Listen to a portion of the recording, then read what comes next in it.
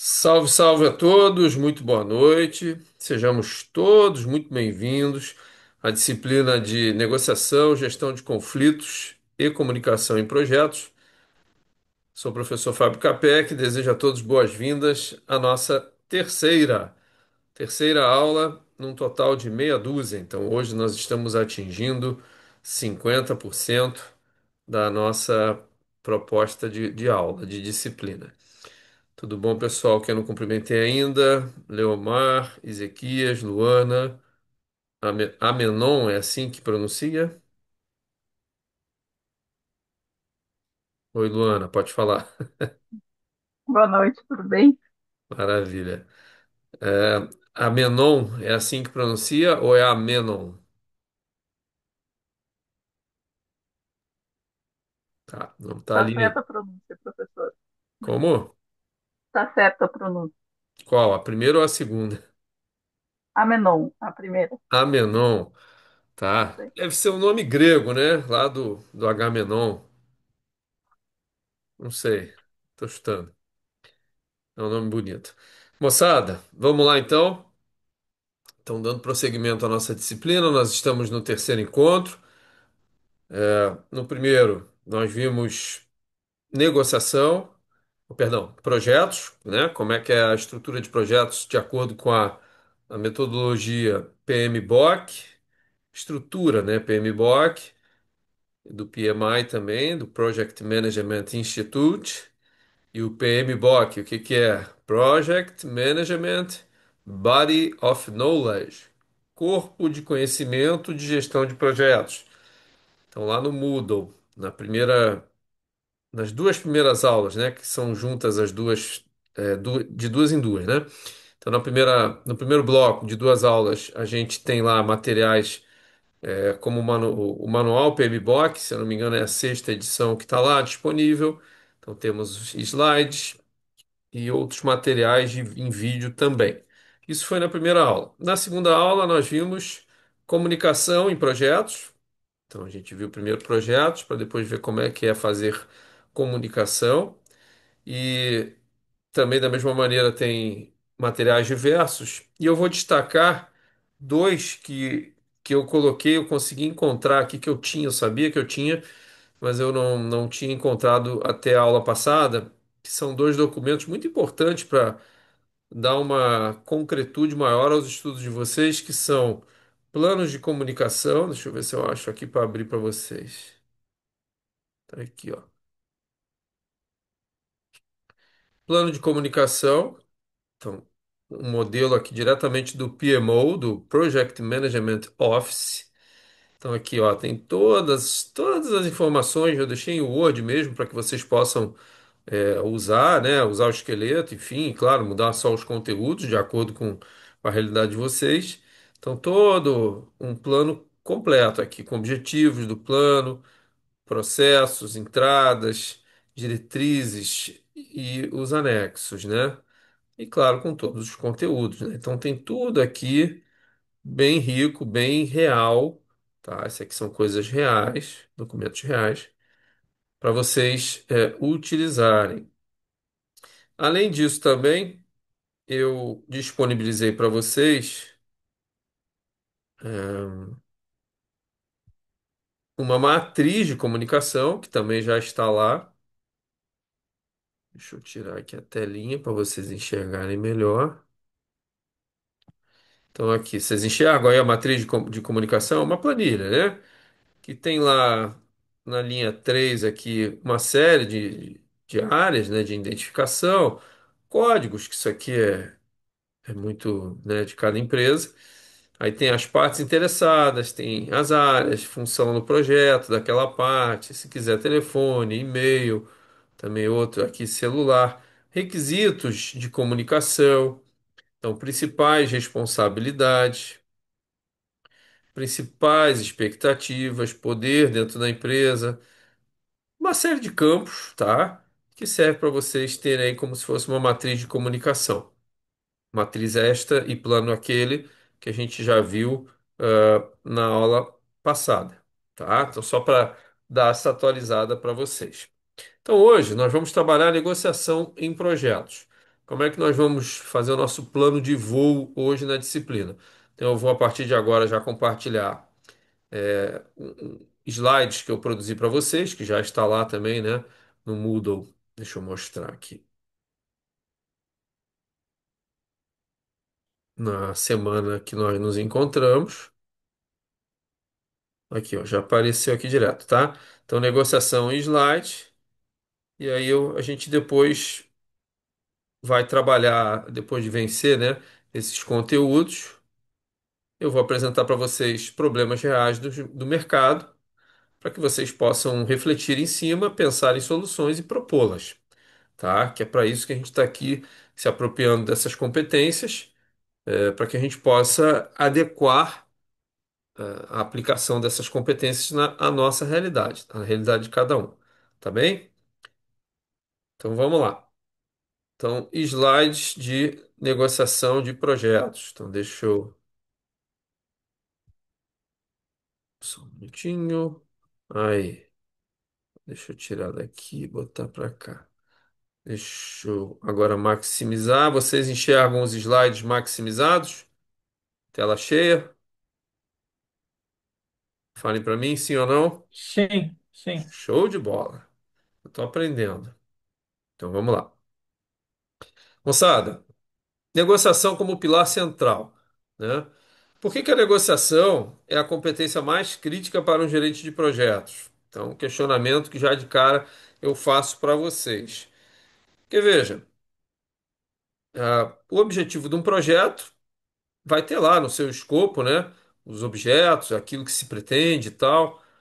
Vai ter cronograma, vai ter planilha de custos, vai ter toda a estruturação que a gente já viu na primeira aula sobre projetos necessária para a consecução, né, com êxito daquele projeto. Por que que aqui a gente hoje vai trabalhar a negociação e vai ver como é importante, né? é, Aqui eu chamei de mais crítica, competência dentro de uma área para um gerente de projetos. Porque um projeto, ele, como qualquer tipo de ação, ele vai ter lá uma organização, né, com recursos, recursos humanos, tecnológicos, recursos financeiros, distribuição de aplicações ali ao longo do tempo, que é o cronológico. Só que, quando a gente fala em negociação, o que que a gente está sugerindo? Que haverá em alguma medida, né, assimetrias de interesses, assimetrias de disponibilidades, assimetrias de uma maneira geral, que vão ensejar, que vão sugerir, necessitar de algum tipo de negociação. Então, por isso que é importante a gente dominar técnicas, enfim, como fazer uma boa negociação, para que a gente não seja surpreendido por algo que poderia ser antecipado, que é a falta de consecução do projeto por conta de uma deficiente negociação, tá? Então, a tese central sobre negociação, aqui no meio do tópico, é que ela não é apenas para resolver conflitos, mas sim um processo contínuo que garante o sucesso do projeto. E a gente vai entender como. O que que nós vamos abordar então? Um roteiro de apresentações, de apresentação que consta fundamentos, estratégias, processos, habilidades e aplicações práticas de negociação. Então, começando aqui pela natureza da negociação em projetos, né?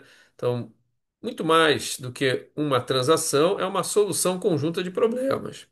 Então, a centralidade é o quê? Como a negociação impacta diretamente os pilares do projeto. Quais são os pilares do projeto? Escopo, prazo, custo, qualidade, que é o que eu estava falando aqui antes. Fundamentos teóricos que são importantes de a gente pelo menos saber que existe. Eu trouxe três para vocês, claro que sempre podem ser trazidos mais, mas aqui interesses versus posições, que é a chave para desbloquear soluções criativas, e o BATNA e o ZOPA, né? São siglas em inglês que significam o BATNA, Best Alternative to Negotiated Agreement, ou seja, a melhor alternativa a um acordo negociado, a sua maior fonte de poder na mesa de negociação, que é o plano B. E a ZOPA, que é a Zone of Possible Agreement, é a zona de possível acordo, que é o intervalo entre o mínimo e máximo aceitável entre as partes que estão negociando. Ecossistema da negociação, ou seja, o que que envolve, né? Então a gente tem que mapear os stakeholders, a gente tem que identificar com quem a gente está negociando. tanto stakeholders internos como externos, primários e secundários. O que que são stakeholders internos e externos, gente? Falem comigo. Quem pode ser stakeholder interno? O Fale, diretor da empresa. diga, Ziquis. Vai ser o diretor da empresa. Sim, diretor da empresa, ok. Quem mais? Interno. Os colaboradores, não são? Sim, os colaboradores. É todo mundo dentro da empresa, né? Quando fala interno, é todo mundo dentro da empresa. Quando fala externo, já sugere, né? São fornecedores, eventualmente clientes, terceiros, prestadores de serviço, todo mundo que não é interno. E primários e secundários são aqueles que têm impactos e relações diretas ou indiretas. Então, aqueles que têm relações diretas são stakeholders primários, e os que têm secundários, caberia aqui até colocar terciários, né, quaternários, são aqueles que têm as relações nesse nível, né? Secundário, terciário e assim por diante. Aqui uma ideia interessante, a restrição tripla, né? Entre quem? Entre escopo, tempo e custo. Isso foi uma coisa que eu achei interessante colocar para vocês pelo seguinte: quando coloca a restrição tripla, quer dizer que eles estão sempre brigando entre si. Quem com quem? O escopo do projeto está sempre brigando com o tempo, que por sua vez também todos eles estão sempre brigando com os custos. Quando eu coloco brigando, é claro que eu estou usando uma linguagem metafórica, significa que quanto maior, preste atenção nisso e critiquem para ver se vocês acreditam que não esteja correto. Vejam, ouçam o que que eu vou falar. Quanto maior o escopo for, mais tempo vai precisar. Concordam ou não?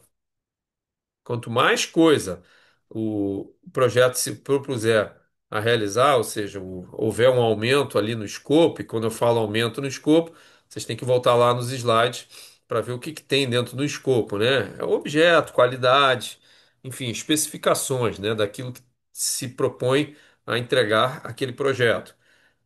Então, quando eu digo que o escopo vai ser maior, por exemplo, vamos aumentar o escopo aqui. Eu vou aumentar ou diminuir? Haverá uma tendência de aumento ou diminuição do tempo daquele projeto, necessário para aquele projeto se suceder? Quanto maior o escopo, maior o tempo. E quanto maior o tempo, Exatamente. maior o custo. Pois é. Tudo que a gente não quer, né? Quanto maior o escopo, não é isso que a gente não quer, mas quanto maior o escopo, maior em quantidade, maior em qualidade, especificações diversas, mais tempo teoricamente vai se precisar para cumprir aquilo e mais custos também vão ser agregados. E isso é o que eu chamo ali de restrições triplas, porque uma coisa puxa a outra.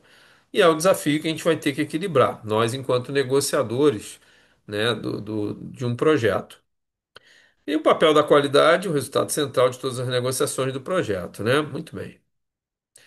Modelos estratégicos. Então, como abordar a negociação? Então, a gente tem abordagens, né, que podem ser aí distributivas ou integrativas, que é o famoso ganha-perde ou ganha-ganha. Aí vocês vão me olhar e dizer assim, pô, Capec, ganha-perde? É, às vezes, dependendo das relações de poder, a gente pode colocar ali um ganha-perde. Aí eu pergunto para vocês ali embaixo, quando não usar? A gente, quando tiver uma relação de poder favorável para nós, a gente pode até pensar em usar. Mas, se nós não temos esta relação favorável de poder, aí a gente tem que pensar numa relação ganha-ganha. Porque se a gente entrar numa negociação para disputar quem vai ganhar, quem vai perder, tendo uma relação de poder desfavorável, a gente tende a não ter um bom resultado nessa negociação. E a integrativa, é o ganha-ganha, a gente pensa assim, ah, sempre é melhor a abordagem integrativa, né? Será? Já que tem as duas e elas são diferentes, em que caso? A primeira eu já dei ali, a ganha-perde é quando a gente tem uma relação de poder assimétrica. E a segunda? Por que que não é sempre ganha-ganha? Teoricamente não seria uma coisa melhor para todo mundo? ter uma abordagem da negociação ganha-ganha? Vamos fazer uma análise rápida aqui. O que que vocês acham?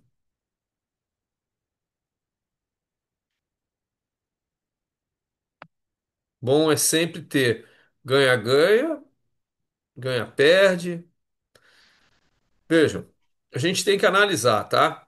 Então, a primeira ganha-perde, que é a disruptiva, acabei já de dar exemplos para vocês. Se, a depender da nossa relação de poder na negociação, se a gente tem uma relação favorável, nós temos mais poder de negociação, aí vocês vão me perguntar, mas o que que seria poder de negociação? São poderes místicos? Não. É poder financeiro, é poder produtivo, qualquer tipo de poder que permita você, como parte da negociação, impor algum tipo de cláusula que seja mais favorável a você mesmo que os outros não gostem, mas eles vão ter que se submeter. Então, por exemplo, você é o único fornecedor daquele item. É um quesito de poder que você eventualmente vai poder usar a seu favor. Nem todos esses quesitos de poder são unânimes e nem perenes. Então, como assim? Olha, se você, numa negociação, tu é um fornecedor exclusivo daquele item, é um bom argumento a seu favor. Mas ele não é o único, né? Então você eventualmente não vai poder cobrar o preço que você quer indiscriminadamente, sem ouvir ninguém. Você não vai poder impor prazo para entrega, produção, entrega que você quer. É claro que você vai ter um poder um pouco maior de negociar isso, mas também não é onipotência, né? Ou seja, vocês mandam em tudo. Então, a relação ganha-perde, ela, teoricamente, para quem tem possibilidade de ganhar, ela é uma boa, né? Mas a questão é, a gente nunca sabe direito qual o nível de poder que a gente tem numa negociação, e mesmo que a gente saiba, que a gente descubra ali no meio da negociação, a gente não sabe até quando a gente vai ter esse poder. Porque completem para mim o ditado que vocês já devem ter ouvido falar. Em time que se ganha, completem para mim. Não se mexe. Pois é, né? Quando você tem numa negociação partes que ganham e outras que não, eu pergunto para vocês, o que que acontece com essas que não estão ganhando, que estão sendo apertadas ali? Elas vão ficar satisfeitas, continuar assim? Não, a gente nasceu para isso mesmo. A gente nasceu para perder na negociação. Ou elas vão tentar de algum jeito diminuir essa perda, quiçá ganhar. Vamos tentar virar o jogo. Pelo menos equilibrar, né? Para depois, quem sabe, virar, né? Então, voltando ao ditado. Em time que se ganha numa negociação, você tem que estar em constante mutação, porque quem não está ganhando, não vou nem dizer quem está perdendo, mas quem não está ganhando tanto, vai querer ganhar. E quem está ganhando, se não se preocupar em manter os quesitos que permitam esse tipo de ganho, daqui a pouco vai deixar de ganhar. É que nem numa competição desportiva. O campeão, a campeã, é o alvo a ser batido por todo mundo. Todo mundo estuda o jogo dele, dela, do time, enfim, da pessoa. E o campeão não escolhe, né? Ele tem que lutar com quem vier. Assim é no mundo dos negócios. Se a gente é uma empresa líder de mercado, beleza, a gente tem que estar em constante evolução para não deixar a concorrência tomar esse nosso lugar perante os stakeholders clientes. Porque cliente, ele é fiel à melhor solução que é entregue para ele, né? Tá, isso é o ganha-perde. Mas e o ganha-ganha, Capec? Pô, ganha-ganha é tão bonito. Por que que não dá para a gente partir direto para uma relação ganha-ganha? Falem Que às para vezes mim. nem sempre é possível, né, a pessoa ter o ganha-ganha, né? Por que não? Tem cenários que não vai conseguir, né? Não saber exemplificar agora, mas De acordo com a influência de quem está influência, negociando e poder, acho que é conectado com os exemplos que estavam sendo citados antes, né? Se eu Sim. estou negociando com a diretoria, e o cara diz que eu tenho que entregar amanhã, o meu poder de negociação sobre a flexibilidade disso acaba sendo limitado, né? Para Talvez você, seja um nesse dos exemplo que tu elementos. está dando, Suelen, seria bom que pudesse ser um ganha-ganha, mas você está, neste exemplo que você está dando, numa posição aí de inferioridade. Mas vamos nos inverter e vamos nos colocar numa posição, nós eu digo empresa, tá? Numa posição de superioridade relativa que seja, não absoluta, mas que a nossa empresa esteja bem ali no processo de negociação e tal. E aí, ou seja, vocês têm tudo para ganhar bastante. Aí eu pergunto, será que vocês vão chegar para o fornecedor de vocês sobre quem vocês têm poder, tá? Um exemplo. Será que vocês vão chegar para ele e dizer assim, não, eu vou ficar com pena de você, fornecedor, eu vou dividir meu lucro aqui com você, eu vou cobrar menos, eu vou exigir menos de você. Será que funciona assim? Não, né? Quem tem possibilidade de ganhar vai exercer esta possibilidade. Assim é o mercado. Assim o mercado evolui, né? Por conta da concorrência. Porque se alguém está ganhando, tem alguém que não está. Eu estou dizendo em termos de empresa, né? E vai correr atrás, e vai tentar, como alguém falou agora aqui antes, acho que foi a Suelen, virar o jogo de algum jeito. Se não consegue competir por preço, vai competir por entrega. Se não consegue competir por entrega, vai competir por relacionamento com o cliente. E assim vai, garantia, durabilidade, desempenho, etc, etc. E conjunto, né, disso aí tudo também misturado.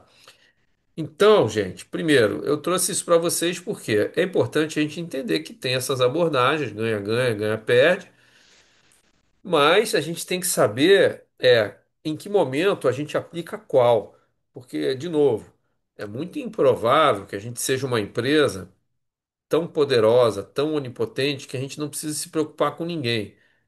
E a gente possa, de fato, usar aquele ditado: em time que se ganha, não se mexe, porque está ganhando.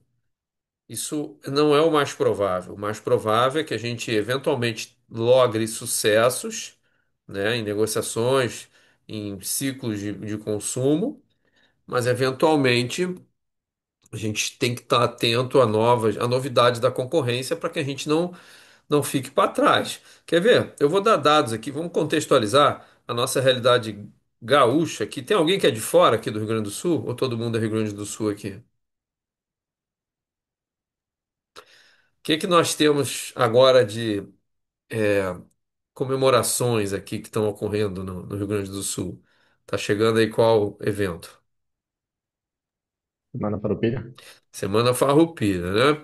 Não vou nem entrar aqui no mérito histórico da coisa, mas quem tiver curiosidade, dá uma estudadinha no que foi de fato a Revolução Farroupilha para entender melhor o que está se comemorando. Aí vocês vão ver alguns paradoxos aí. Mas não é o objetivo aqui da discussão. O objetivo é o seguinte, tá? Tem a Semana Farroupilha, que é uma semana culturalmente, né, comemorada fortemente no Rio Grande do Sul, assim como outras datas, tipo Natal, Dia das Mães, Páscoa, etc. E isso, traduzindo para o mercado, para o comércio, tem um impacto muito grande. Beleza. Então, hoje eu estava ouvindo na rádio um balanço que se teve, comparando ano passado, claro, também teve a enchente, né? Comparando ano passado com este ano, um aumento muito grande, no consumo de utensílios, de roupas, enfim, paramentos, né? Que se usam nessa época. Bombacha, alpargata, camisa, lenço, chapéu, todos aqueles adornos, né? Churrasco, tudo aquilo de galpão, de piquete, enfim, tudo em função disso, tá bem. Mas aí é que tá.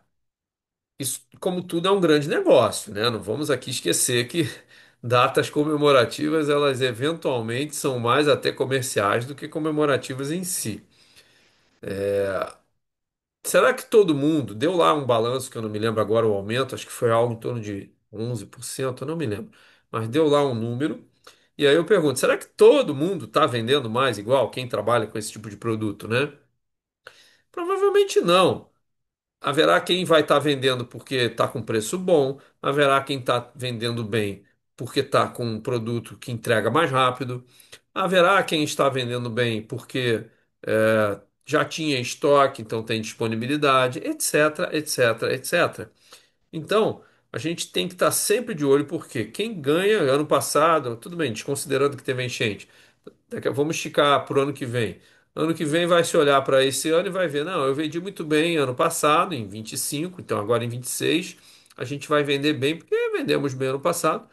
Não quer dizer, né? Tem que saber quais são as variáveis que influenciaram a venda desse ano, e ano que vem talvez a realidade seja outra, se Deus quiser, para melhor. E a gente vai ter que estar atento, porque se for para melhor, por exemplo, vai ter mais compra e a gente tem que saber o que que vai puxar esse tipo de demanda. E se a gente ficar com o olho preso analisando o cenário deste ano tão somente, vendemos bem ano passado, ano que vem é só meter um Ctrl C, Ctrl V e a gente vai vender igual. Está sujeito a não acontecer isso, né? Então a gente tem que estar, como é que se diz, de olho para poder entender por que que está tendo ganha-ganha, por que que está tendo ganha-perde. O método Harvard, pulando para o terceiro tópico ali, é uma ferramenta que eu trouxe para vocês, tá? Que tem uma sequência bem interessante, que contempla ali a prática do ganha-ganha e tem essas dimensões das pessoas, interesses, opções e critérios.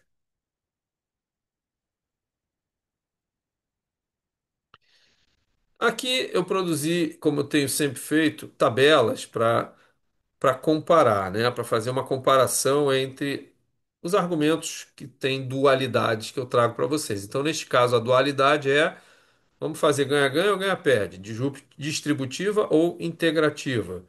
E aí eu coloco ali, bom, primeiramente na primeira linha ali a explicação, nomenclatura, que a gente já viu.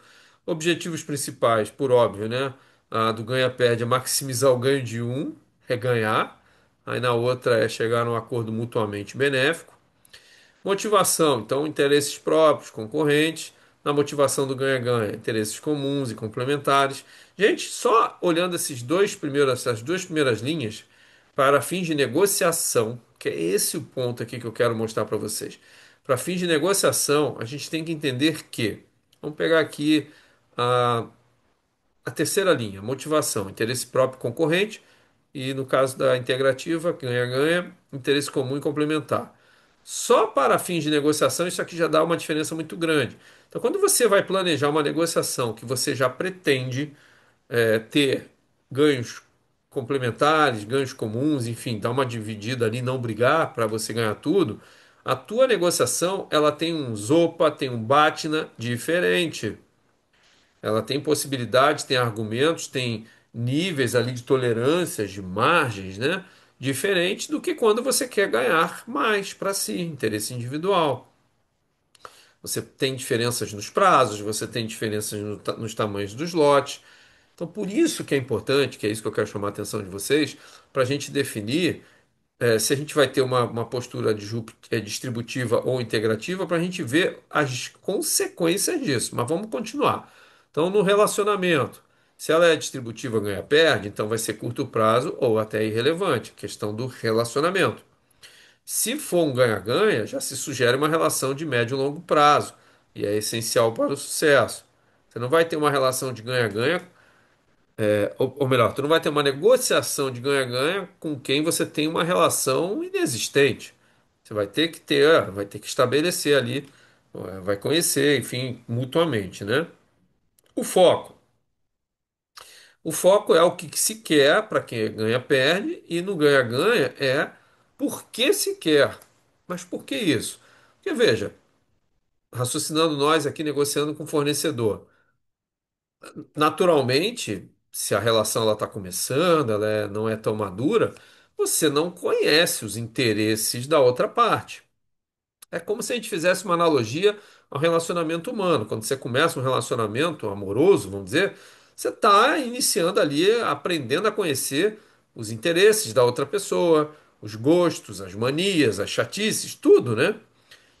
E no primeiro momento você não tem, aí você vai pondo as tuas, a gente vai trocando e a relação vai evoluindo ou não. A mesma coisa é numa negociação é, por exemplo, com fornecedor. Então, se você quer uma relação ganha-perde, eu vou lutar para o que eu quero, você está muito preocupado com o que o outro quer. Agora, se tu tá numa relação para investir de médio e longo prazo, é ganha-ganha, você não quer fazer um esforço muito grande para ganhar e deixar o outro perder, então você vai ter que fazer um esforço para saber quais são os interesses do outro lado. Para quê? Para poder justamente tentar atender. É tipo, o que que você precisa? Peraí, por que que você quer fornecedor um prazo maior para entregar? E aí, nessa busca dos interesses mútuos, e vice-versa, né? O fornecedor também pode querer nos questionar: ô cliente, por que que você quer um prazo tão curto assim? Quem sabe você não me dá uma tolerância aí de uma semana a mais e a gente negocia no preço. E daí ele, fornecedor, consegue também fazer a mesma coisa em relação ao fornecimento dele. Aí ele não precisa comprar as coisas correndo, não precisa recrutar os meios de produção correndo para poder produzir e te entregar naquele prazo, se você entender que é melhor para ti, de repente, ganhar um preço melhor, em detrimento de um prazo maior. Mas você só vai poder chegar a essa conclusão se souber dos interesses, expor, né, os seus interesses e entender os do outro. Quanto ao fluxo de informações, então, se for distributiva, é mais retida, seletiva, manipulada até. Agora, se for ganha-ganha, tem que ser fluxo aberto, honesto, compartilhado. Até o honesto aqui não ficou legal, porque mesmo no ganha-perde não cabe um desonesto, né? Porque o manipulado ali não é no sentido de mentira, de fraude, mas sim de, às vezes, você fazer um jogo de cena. Quando você está lidando com a concorrência, às vezes você faz ali uma campanha publicitária, mostrando ali todo um sucesso, todo, por exemplo, quer ver?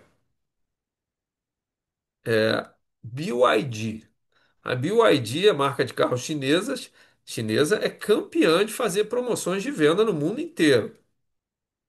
Agora, não quer dizer, olhando para o Brasil, não quer dizer que eles estão vendendo tudo aquilo que eles gostariam. Tem muito carro parado. Por quê? Porque isso aí foi uma questão de tarifação que o Brasil impôs aí a tudo que é importados, e aí eles se anteciparam a isso e exportaram de lá para cá uma quantidade muito grande para justamente fugir dessa taxação que aumentou. Só que isso teve essa consequência de muito item aqui em estoque. Então eles fazem, como qualquer propaganda, como qualquer promoção que se faz, promoção não é desconto, tá, gente? Promoção é levar algo a alguém, você fazer um esforço de vendas. Então, promoção não é desconto necessariamente, pode ser também. Então, quando você vê a BYD, qualquer carro ali, qualquer concessionária, marca fazendo propagandas, não quer dizer que eles estejam muito bem, não. Até às vezes é pelo contrário, porque marca consolidada não precisa fazer muita propaganda, não. Os clientes já vão atrás porque já sabem. Então, quando coloco ali manipulado, é nesse sentido, tá? Não é manipulado fraude. Fraude não dá, né? Resultados. Então, você vai dividir divisão de um valor fixo, né? E na outra você vai aumentar o valor a ser dividido. A gente vai buscar isso. Cenário típico em projetos, então quando é ganha-perde, é uma compra pontual de commodities, situações de alta pressão sem futuro, né? É hoje e deu. It's now or never, mais ou menos assim. Agora, numa relação ganha-ganha, você tem que saber que o teu fornecedor de hoje vai ser o teu fornecedor de amanhã e você não pode, se você tivesse poder, esgoelá-lo, apertá-lo de maneira que ele não consiga mais ser teu fornecedor amanhã. Seguindo. Processo de negociação em 5 fases. Então, isso é muito importante a gente entender, tá? Então, assim, gente, negociação não é, vamos lá e vamos ver o que que dá. Se você fizer assim, você está sujeito a ter uma má negociação. Então, quais são as fases? Tá? Método Harvard, tá bom? Preparação, depois abertura e rapport. O que que é rapport? Alguém já ouviu essa expressão que possa me dizer?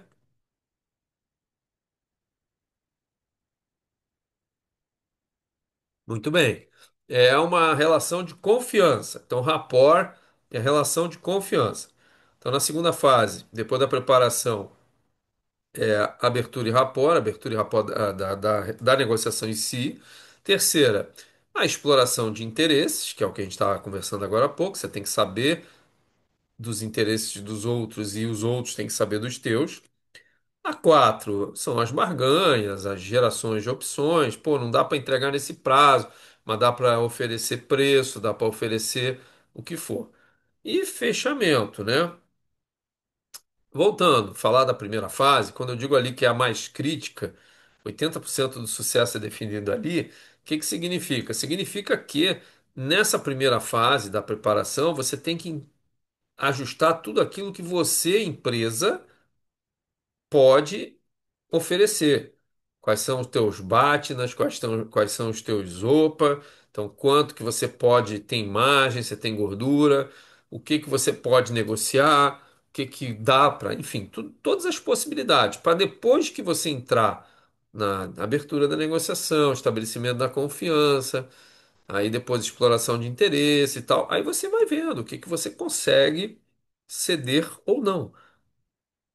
Se você entrar numa negociação sem saber das tuas possibilidades, você vai fazer um mau negócio. Por isso que se diz que quando você faz um negócio no desespero, né? Por exemplo, vender um carro. Você está precisando vender um carro. Quando você está precisando fazer dinheiro, você faz um mau negócio, porque você está necessitado, você está desesperado. E isso não é uma boa, tá? Então essas são as fases. Aí tem ali, né, uma série de operações dentro delas, que são as coletas de informações, definição de objetivos. Aí eu coloquei de novo, né, a análise do BAT na Isopa. Então a gente tem que analisar isso, tem que ver quais são as margens máximas e mínimas que a gente tem.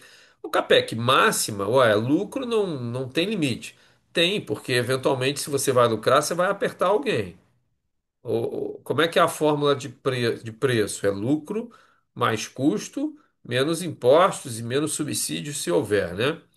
Então você tem que, menos não, perdão, mais, né? Tudo é mais, tudo é somado. Então se você vai ter um lucro maior, você tem que entender onde é que você pode mexer. Ou você vai aumentar o preço, ou você vai diminuir alguma outra variável ali para o teu lucro aumentar. Só que para isso acontecer, você vai ter impactos diferentes. Se tu aumenta o preço, o impacto diferente vai ser sobre quem paga aquilo ali. Se você aumenta, ou perdão, diminui o teu custo para poder aumentar o teu lucro, algum lugar você vai cortar, ou na mão de obra, ou no equipamento, algum cinto você vai apertar para aumentar o seu lucro, né? E aí, se a sua empresa for limitada ou SA, isso aí tem uma grande diferença, tá bem? Então, a abertura e construção do rapport. Então, aqui eu destaquei algumas fases aqui que são as mais importantes e essa é uma delas. Então, esta fase, ela marca o início da interação direta e é fundamental para estabelecer o tom da negociação.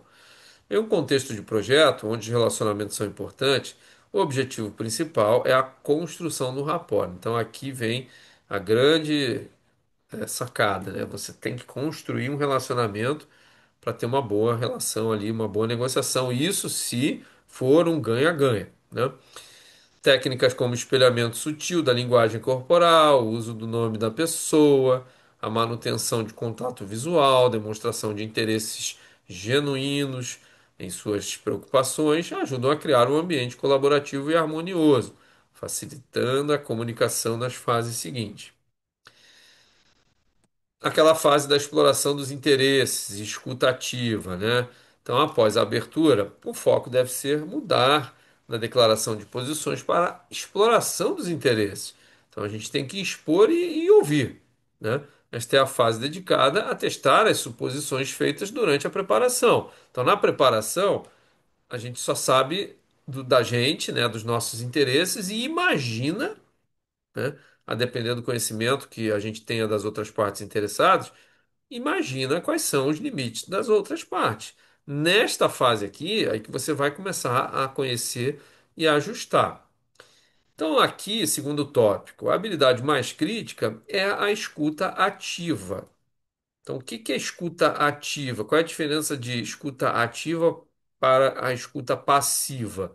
Então, a escuta ativa não é aquela que você fica, fala aí, ô, cadê? Deixa eu pegar alguém aqui. Luana, fala para mim. o que que você quer negociar aqui na disciplina? Abre aí teu vídeo, por favor. Negociar. Deixa eu Abre encostar a seu. porta aqui. Você tem seu Peraí, vídeo aí? sei. Muito Deixa eu bem. encostar aqui. Deixa eu ver. Ah, tá fechado. Agora sim. Vamos lá. Então vamos negociar. O que que você espera aqui? O que que você quer da disciplina? Vai. Quer tirar 10? Quem quer dinheiro? Que nem o Silvio Santos falava, né?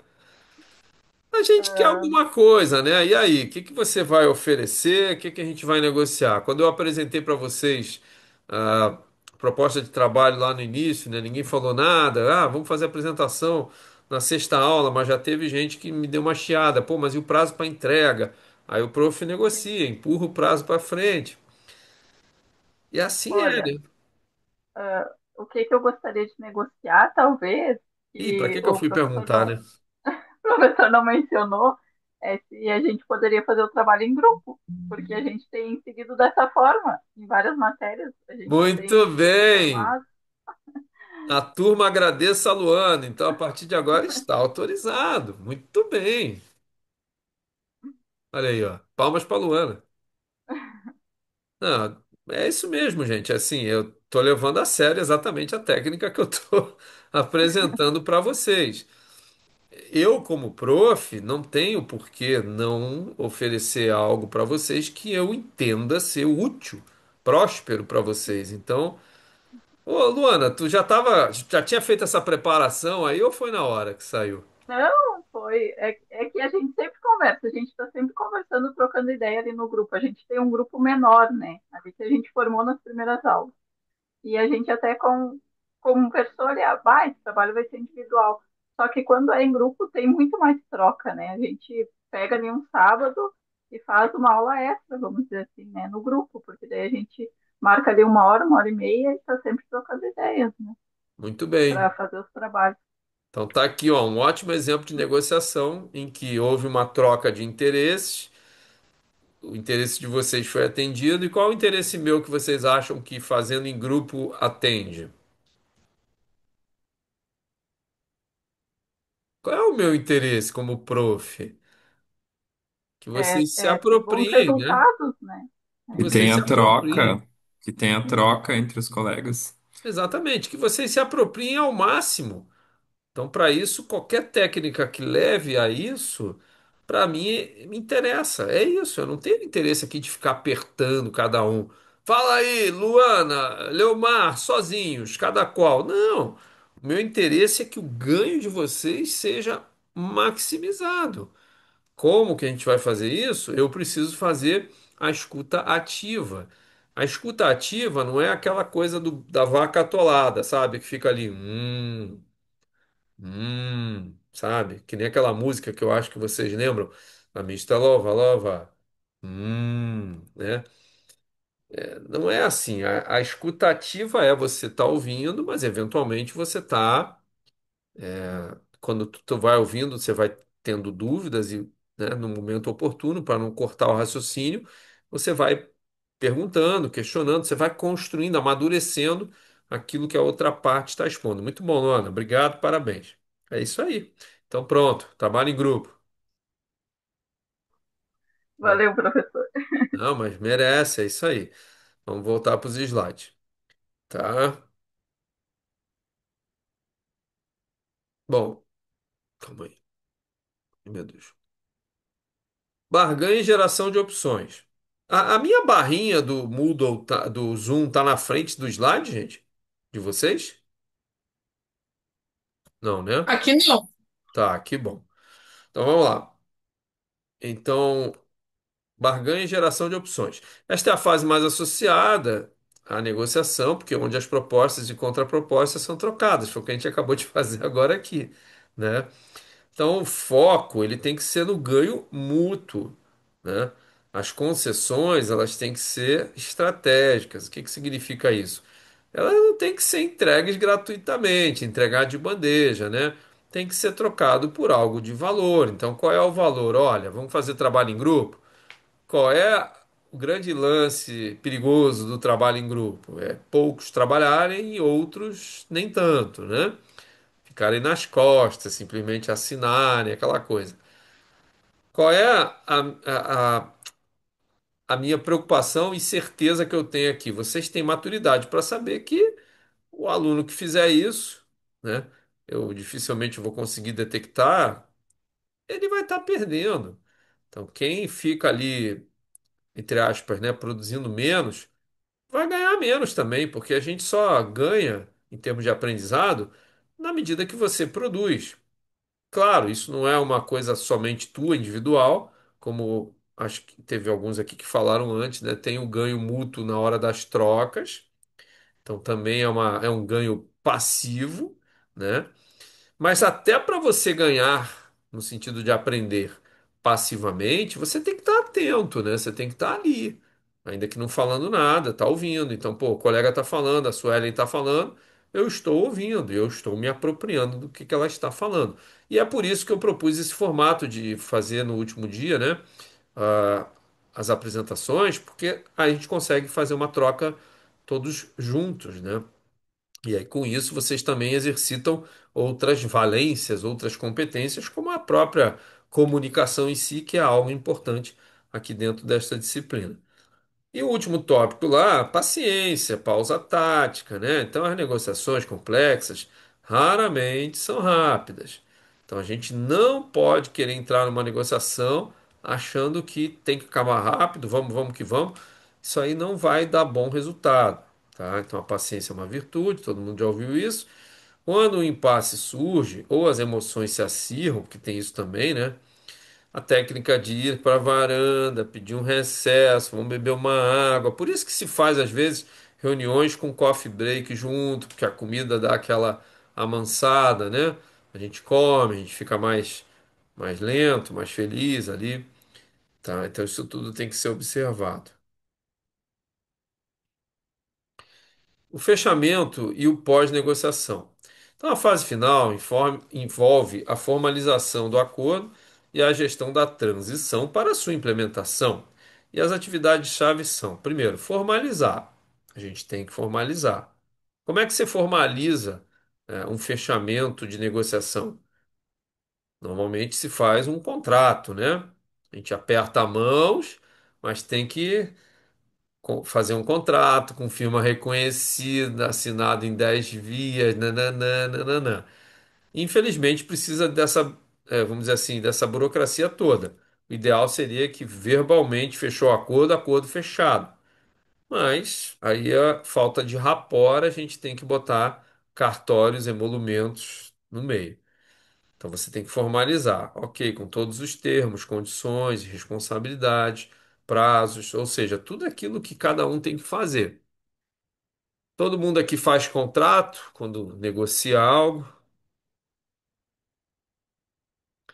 Qual é a legislação que regula contratos no Brasil? Por que que precisa saber isso, gente? Porque se a gente não sabe quais são as legislações que regulam contratos, a gente está sujeito a fazer um contrato com uma cláusula abusiva. E aí, depois que a gente tiver que litigar, ir para uma discussão judicial, aquela cláusula, por mais que tenha sido assinada por ambas as partes, ela não vale, porque ela é abusiva. Abusiva de acordo com quem? Com a legislação. Qual é a legislação, então? Quem não sabe, anota, é o Código Civil. Então, para fazer contratos entre privados, Código Civil, que é a Lei 10.406 de 2002. Lei 10.406 de 2002, Código Civil, a partir do seu artigo 421, tá? Tem acho que uns 90 artigos dali em diante. Então ali tem tudo que a gente precisa saber da relação entre privados. Quando eu enfatizo relação entre privados é porque não existe só relação entre privados. Que outra relação existe além de privados? Público, né? Relação privado-público. E aí é outra legislação que rege.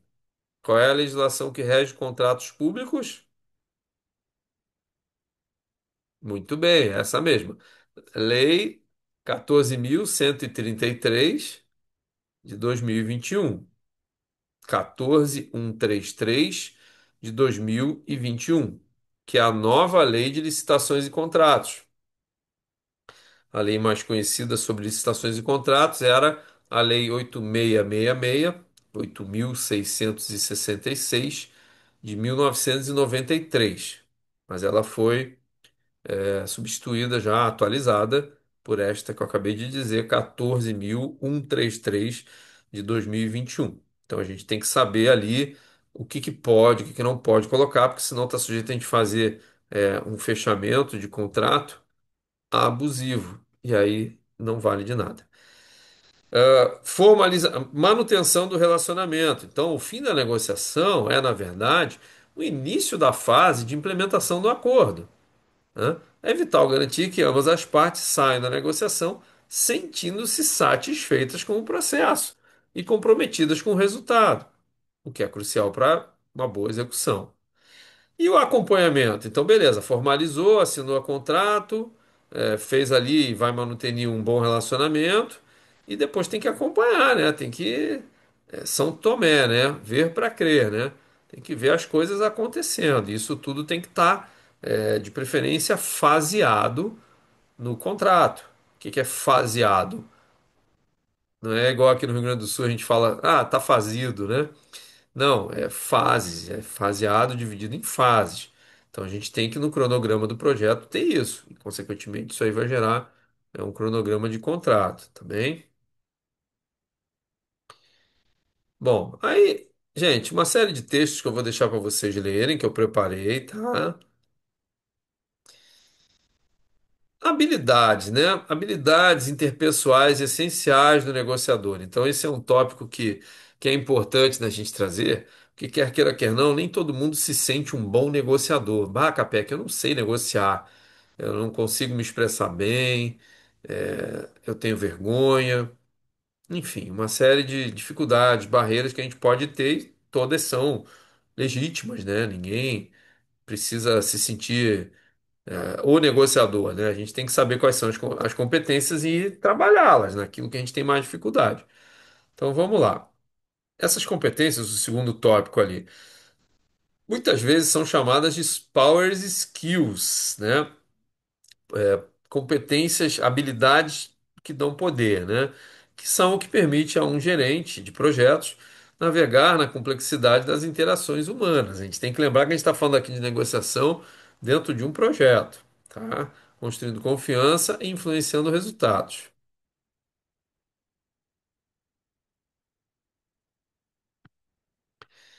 Bom, primeiro, a comunicação estratégica. Então, eu destaquei alguns pontos ali. Então, a gente tem que ser claro e assertivo. O que que é isso? Primeiro ponto ali, né? Então, a capacidade de expressar ideias, necessidades e limites de forma clara, direta e respeitosa, né? A gente não precisa ser desrespeitoso para ser direto, claro, objetivo. Então, a comunicação assertiva evita os extremos de passividade, que leva a concessões desnecessárias, e também, por outro lado, de agressividade, que destrói relacionamentos. Uma comunicação clara previne mal-entendidos que são uma fonte comum de conflitos em projetos. Então, por exemplo, vou dar um exemplo para vocês de falta de comunicação, que às vezes ambas as partes não se flagram, que é nas cláusulas de entrega. Então, tu faz ali um contrato, ali uma negociação de compra e venda, que vai se finalizar num contrato, né? E aí ninguém prevê como é que se sana um problema de inconformidade de entrega. Então, por exemplo, o fornecedor entregou errado, a menor, a maior, quantitativamente falando, né? Ou entregou errado qualitativamente falando. Você pediu verde, veio azul, sei lá, tá? E aí ninguém prevê, eventualmente, ou se esquece, o que que vai fazer? Ah, não, mas o fornecedor tem que sanar. Isso é o óbvio. Aí o fornecedor vai dizer assim, tá, mas onde é que está previsto que eu que tinha que sanar? Isso aí foi você que pediu errado. Aí começa o jogo de estica e puxa. Isso não é bom. Então a gente tem que pensar em todas as possibilidades, né? Por isso que tem que planejar direitinho. No planejamento, você tem que saber quais são os elementos de objeto, do escopo do projeto que você vai ter que demandar, mas ao longo da execução do projeto. Isso significa momentos da entrega, algum tipo de preparação, algum tipo de parametrização de embalagem, garantias, etc, etc. Segunda habilidade, né, fundamental aí para a comunicação, a escuta ativa, que a gente já conversou, que é aquela de você não só ficar ali, aham, aham, aham e aham, até dar um certo nervoso na outra parte, né? Então dá aquela impressão de que o outro lado não está prestando muita atenção, né? Muito bem.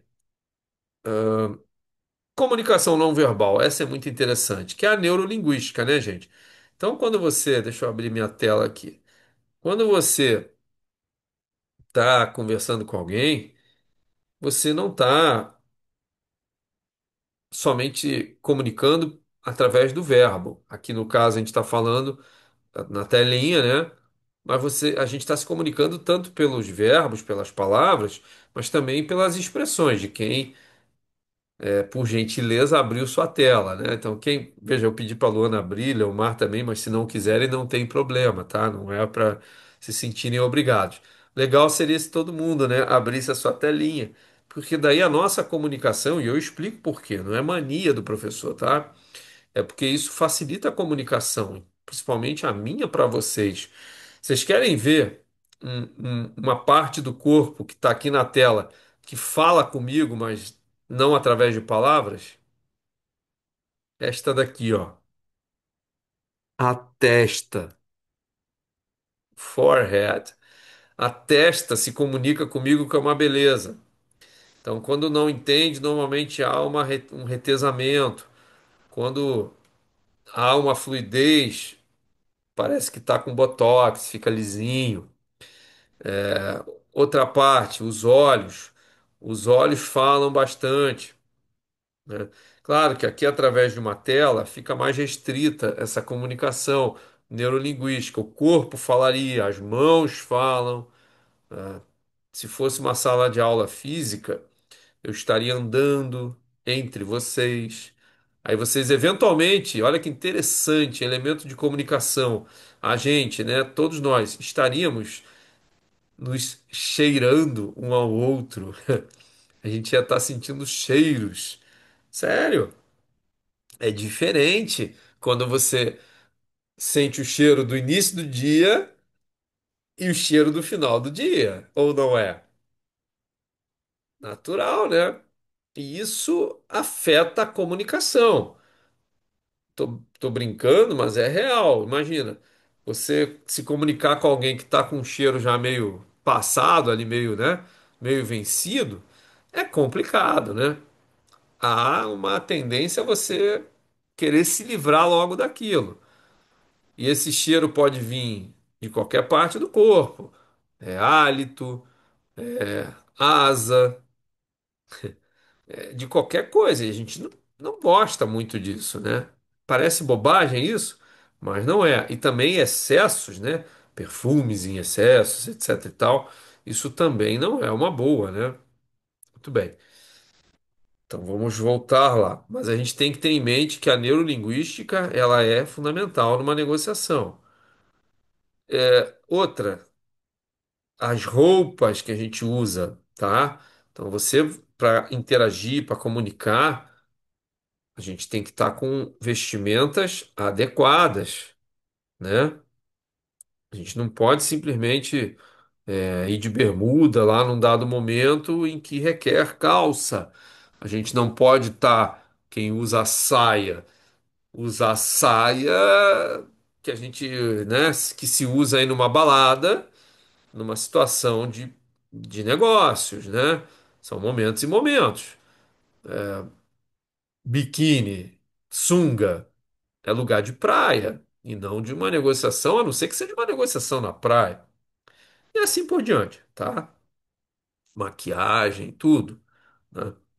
Então vamos lá. Gente, eu tô dando exemplos da vida real, tá? Não tô brincando, não. Essa coisa do cheiro, essa coisa da roupa, né?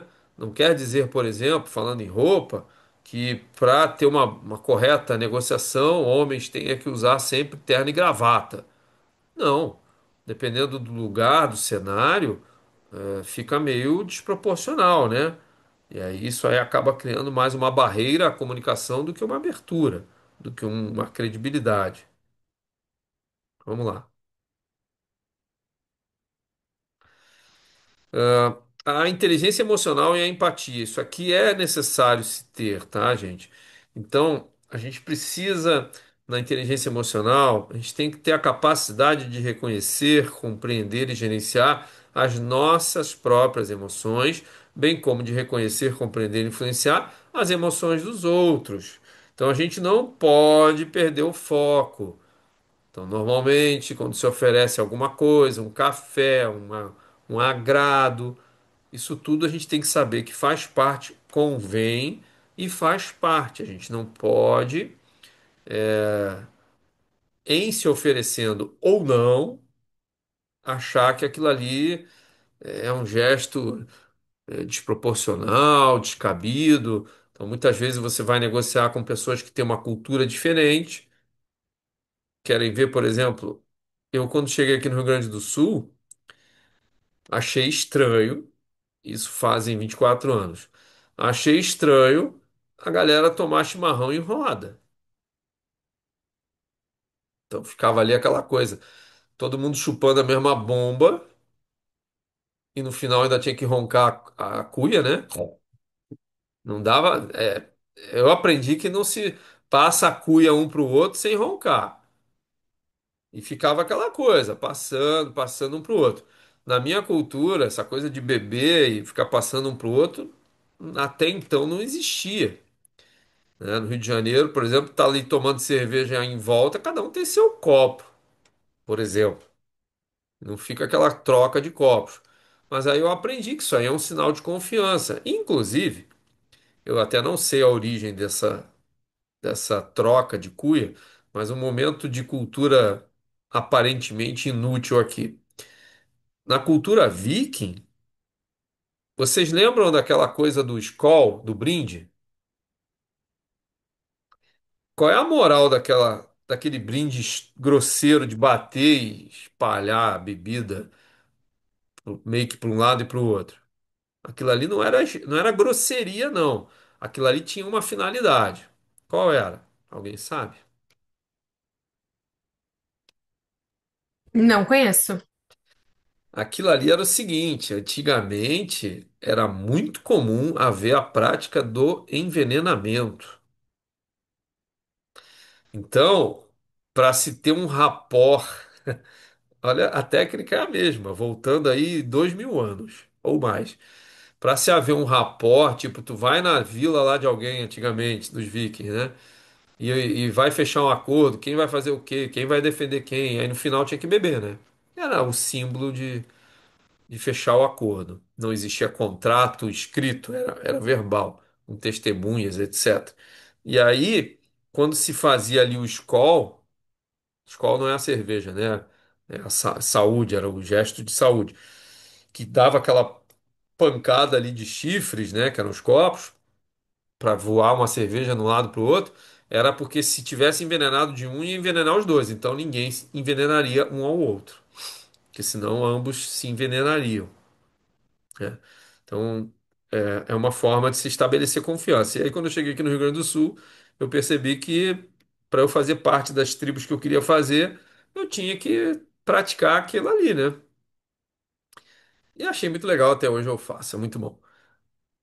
Então a gente tem que estar atento às culturas dos outros, porque falando em Rio Grande do Sul, né, ainda, é muito interessante. Aqui, quando eu vim para cá pela primeira vez, eu achei que o Rio Grande do Sul fosse muito mais homogêneo em termos de cultura, em termos de hábito. Não, é muito heterogêneo. Então, a região de Porto Alegre é uma coisa, a região de Grande Porto Alegre é outra. Então, quando você vai para Sapucaia, São Leopoldo, Novo Hamburgo, é bem diferente. Quando você vai aí para a Serra, né, Carlos Barbosa, Garibaldi, Bento, Caxias, a megalópole de Barão, uma série de lugares aí que tem na Serra, é uma outra cultura. Eu não estou dizendo que também elas são iguais, né, mas tem uma marca mais diferente, mais ímpar. Quando você vai lá para o Noroeste, nas Missões, é outra cultura.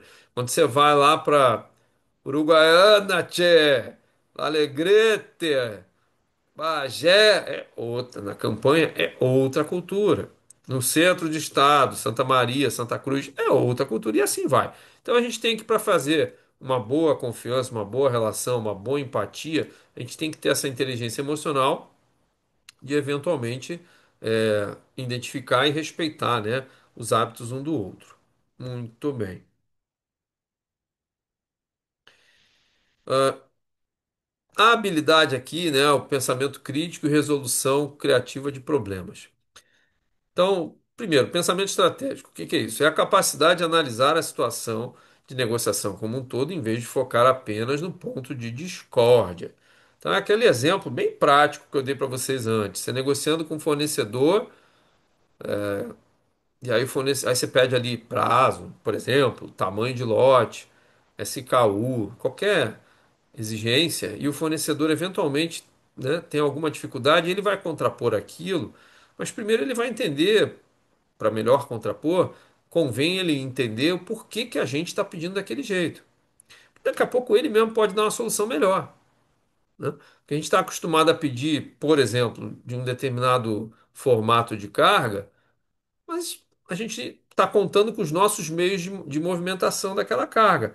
E daqui a pouco o fornecedor pode dar uma outra solução que a gente não sabe, ele pode fazer um comodato com o equipamento de movimentação dele, ele pode fazer uma carga, um SKU que se adeque melhor, inclusive, à nossa operação, etc, etc.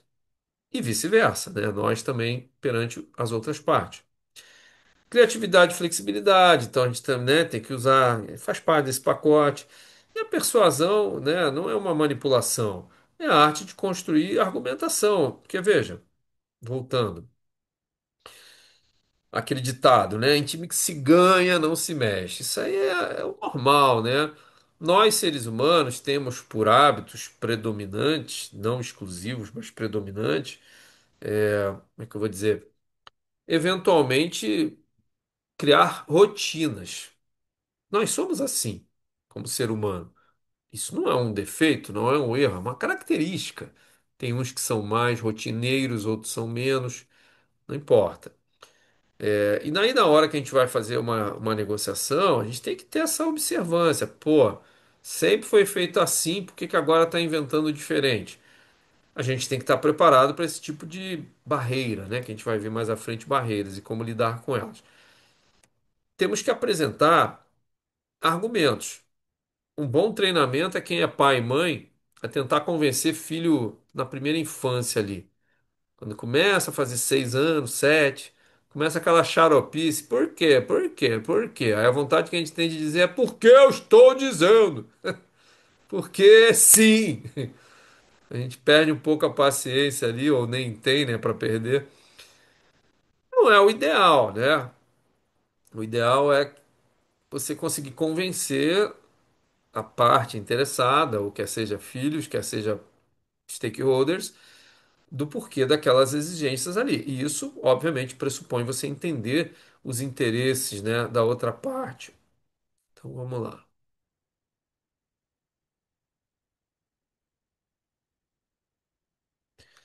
Bom, mais texto aí para vocês lerem depois, tem bastante material. As aplicações, né, da práticas da negociação dentro do framework aí do PMBOK, né? Então a gente tem que lembrar que a gente está falando aqui de projetos dentro desse formato PMBOK e, obviamente, a gente vai negociar dentro desse escopo. Eu preparei um material bem interessante para vocês. Então, dentro da dimensão aquisições, então como é que a gente vai negociar isso, negociar dentro de aquisições, né? Então, aqui, as partes mais óbvias, né? Contratos, preços, prazos, que a gente já conversou isso aí tem que estar previsto para ser negociado. E tem aqui embaixo, no terceiro tópico, eu criei uma tabela depois para facilitar a visualização de pontos de negociação. Então, a negociação, ela abrange a seleção de fornecedores ou qualquer outra parte, definição de termos, condições contratuais, tal, cláusulas, penalidade, garantia, aceitação, e isso tudo tem que ser pensado primeiro quanto aos nossos interesses e depois quanto aos interesses dos outros, né? Quem já ouviu aquela fala do Garrincha na Copa do Mundo de 1962, que se dizia assim, o Feola, que era o técnico, né? Ele disse assim para a seleção brasileira: vocês pegam aqui a bola, vai lá, joga pro Garrincha, o Garrincha come todo mundo na ponta direita, cruza pro meio da área, o Pelé se machucou, o Vavá, que substitui o Pelé, entra e faz o gol. Aí o Garrincha falou assim, era um jogo Brasil e Rússia. E o Garrincha fala a célebre frase: já combinou com os russos? É daí que sai essa frase, né? Já combinou, tem que combinar com os russos. Exatamente, nem eram os russos, eram os soviéticos, né? Mas ele chamou de russo. Então, quando a gente pensa, não, eu vou propor isso, vou propor aquilo, preços, produto, entrega, cronograma, nananã, tem que pensar nos russos, né? Nas outras partes interessadas. E aí, aí é que entra em cena o Batna e o Zopa, para a gente poder ter os limites, para a gente poder acomodar ali dentro, tá? Vamos voltar para os slides.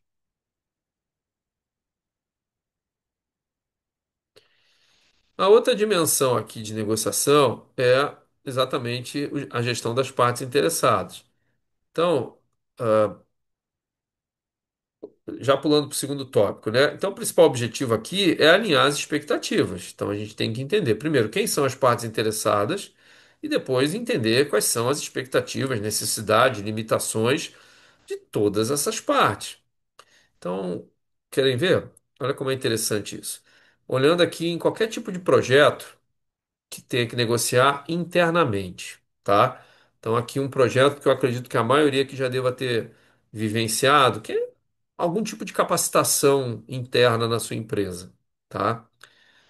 E aí chegaram para vocês e dizer, a partir de agora vai ter curso tal e não sei o quê, enfim. E aí a gente pensa, pô, para que eu vou fazer esse curso, né? Não é a minha área, eu não pedi, como diria a música do Lulu Santos, eu não pedi para nascer. E aí você começa a criar barreiras. Agora coloquem-se vocês são MBA, gente. Qual é a diferença de um MBA para um especialista? Já explorei essa pergunta aqui com vocês. Especialista, o nome já diz, né? Você se qualifica em alguma área e você se especializa nela, você sabe, em princípio, fazer só aquilo. Então, por exemplo, você é um dentista orto, de ortodontia. Você vai trabalhar ali com aqueles aparelhos, né, ortodônticos. Enfim, aqueles ferros todos, aquelas coisas. Você vai ser a pessoa daquilo ali. Então, se tu quer ser uma referência no mercado de orto, tu vai fazer especializações de toda a oferta que houver no mercado para ser reconhecido através disso aí. Agora, se você pretende, eventualmente, aplicar aquela competência de ortodontia na empresa que você tem, tem gente que tem serviços odontológicos, terceirizados ou não, na sua empresa. Você vai ter que gerenciar as pessoas que trabalham ali. Você vai ter que gerenciar os dentistas, as dentistas, o atendimento. Qualquer tipo de atendimento tem uma variável que é bem crítica chamada agendamento. O atendimento em si, né? Agendamento, algum tipo de ajuste, etc, etc. E aí é nessa que entra a diferença do MBA. O MBA ele tem que ter essa capacidade de se especializar numa área, mas também olhar para as outras que têm efeitos colaterais. Então, por exemplo, a gente está falando aqui de projetos, beleza, então. vocês vão sair daqui, entre aspas, especialistas nessa área, mas também com a capacidade de implementar isso, sabendo que nem todo mundo vai ter o mesmo interesse de vocês. Quem já ouviu falar numa teoria chamada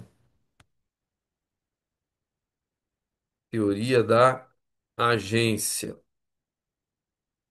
Isso quem estuda administração vê isso.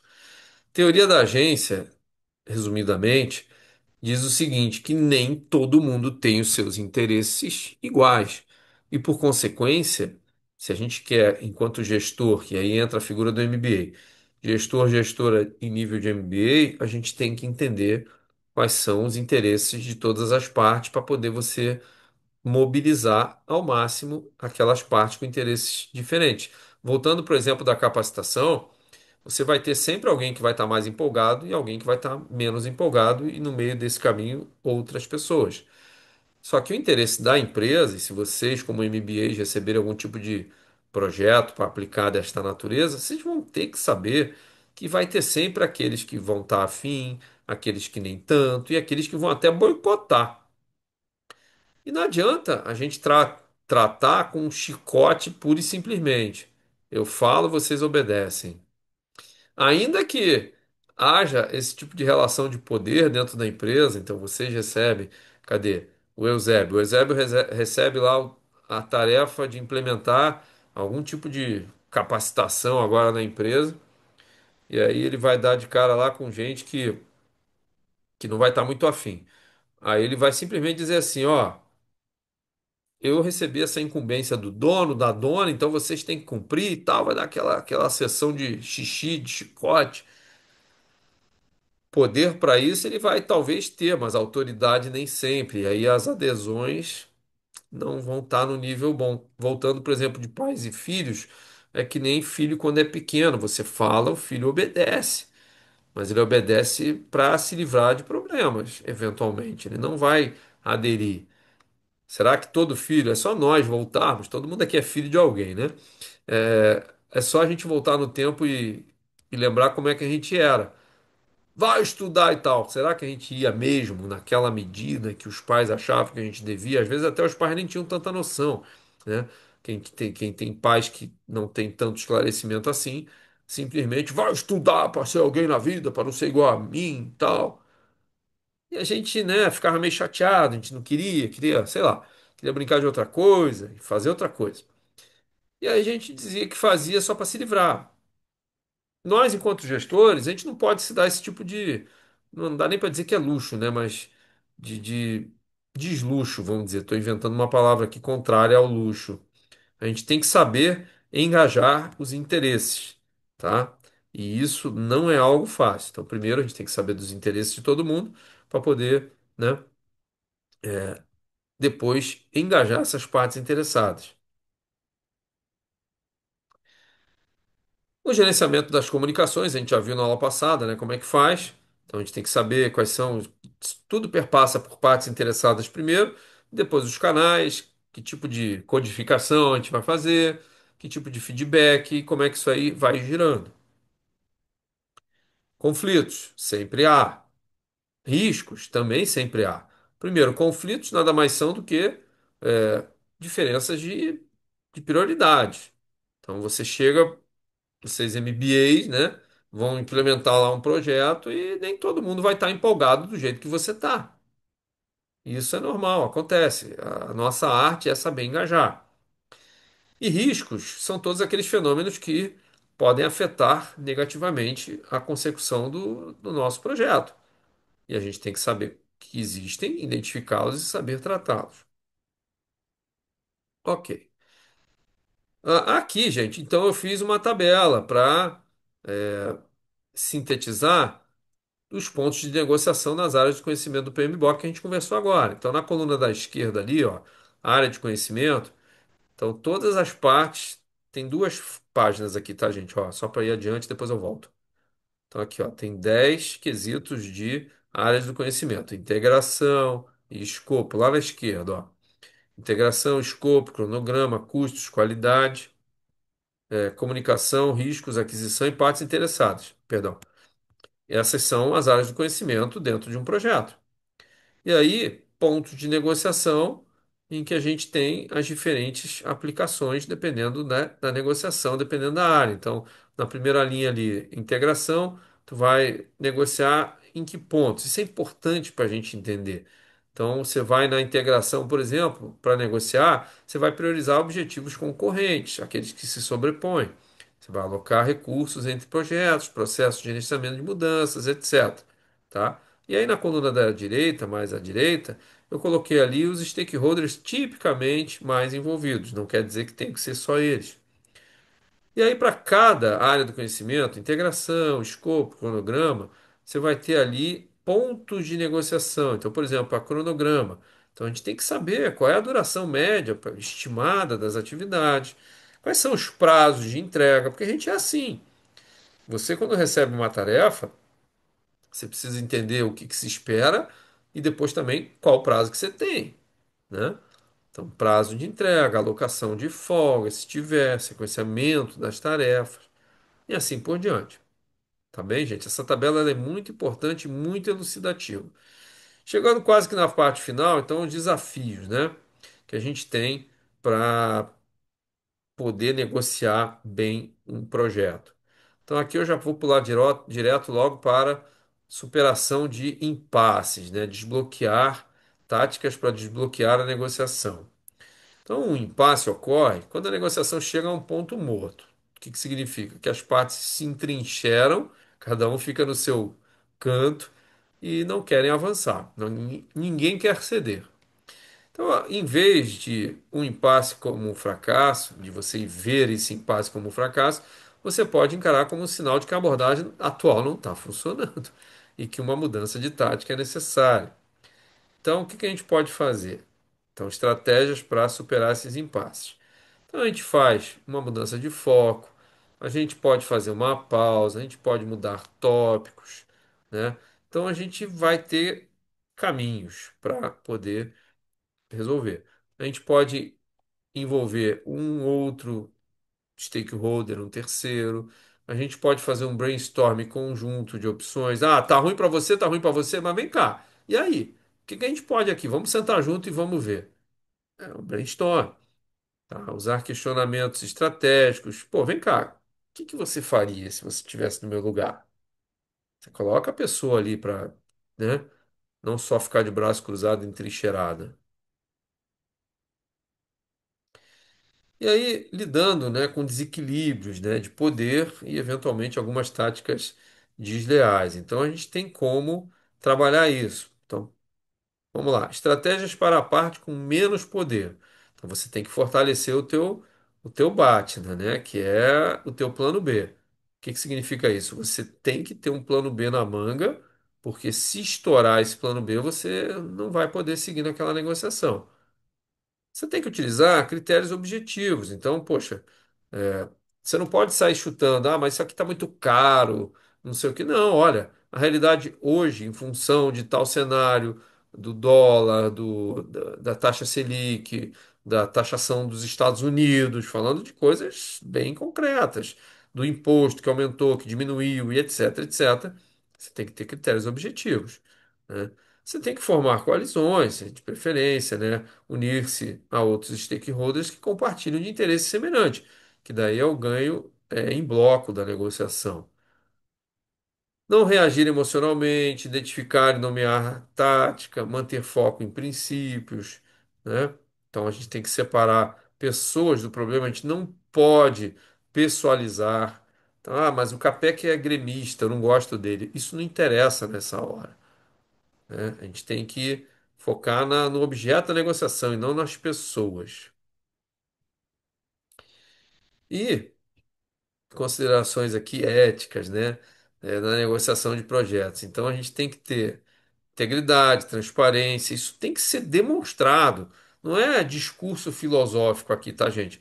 Então, uma negociação dentro de um projeto tem que estar claro que haverá limitações, que haverá controles, que haverá compliance, que haverá governança, que haverá prestação de contas e tudo isso vai estar, de alguma maneira, transparente.